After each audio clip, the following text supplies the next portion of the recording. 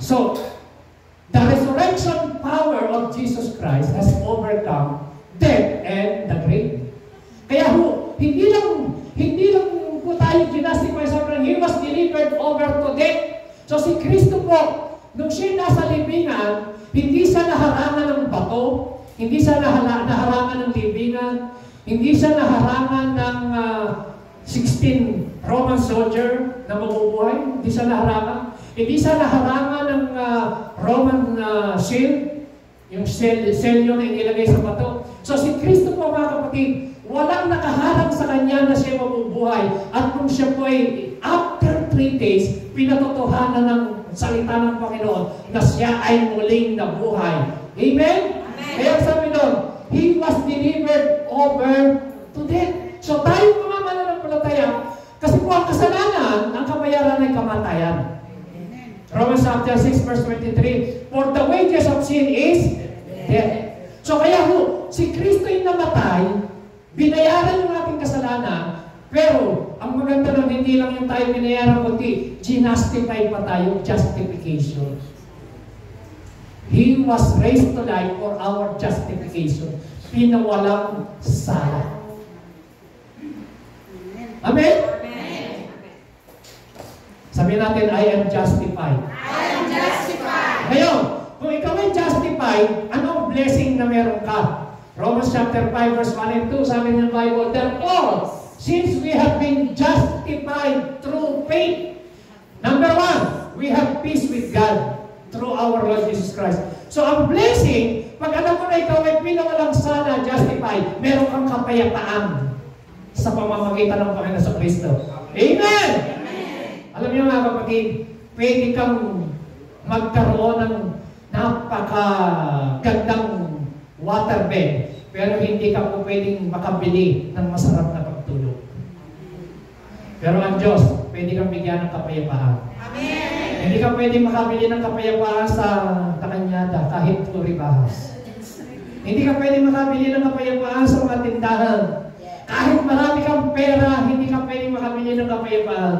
Kahit marami kang mga ari-arian, kayamanan, hindi ka pwedeng makabili ng kapayapaan. Pero ang sabi ng Bible, therefore, since we have been justified through faith, we have peace with God through our Lord Jesus Christ. Amen? Amen ba? Amen. So anong meron ka? Peace with God. May kapayapaan ka. Tingnan mo yung katabi mo. Di ba? Payapa? Payapa ba? O... Amen? Justify. Pangalawa, hindi ka lang may payapa. Through whom we have gained access. Sabi natin, access. By faith into this grace. Tingnan niyo po. Nung si Christ din namatay mga kapatid, hindi lang kapayapaan at justification, binigyan niya tayo ng access. Halimbawa, ikaw ay, halimbawa, di ba sa ating, mga account, kinakailangan ilagay mo ang iyong password para maka-access ka. Yun yung access para makapasok ka sa iyong mga account. Di ba? Mayroon kang application ng bangko sa iyong cellphone. Di ba ako? Mayroon naman yun ikaha. Kinakailangan, para maka-access ka, kailangan ilagay mo ang iyong password. Correct? So mga kapatid, gusto ko sabihin sa iyo, yung pagkamatay ni Kristo, yan yung password, yan yung access mo para maranasan mo yung grace ng Panginoon. Amen. Sabi ng Bible, we have gained access. Sabi natin, I have gained access. I have gained access. By faith into this grace in which now I stand. Amen? So, by the grace of God, kaya mga kapatid, pag naintindihan mo na ito, na lahat na nangyayari sa buhay mo, hallelujah, meron kang access. Kaya sinasabi ng Bible, let us come boldly to the throne of God. Let us come boldly with confidence to the throne of God, to the grace and throne of God. In times of our need, lumapit tayo ng may pagtitiwala, may katapangan sa panahon ng ating mga pangailangan. kailangan sa trono ng biyaya ng Panginoon. Why? Dahil ang access natin, hindi sa sarili natin, dahil si Kristo na namatay para sa atin, kinastify ang ating mga kasalanan. Amen? Sabi natin, I am justified.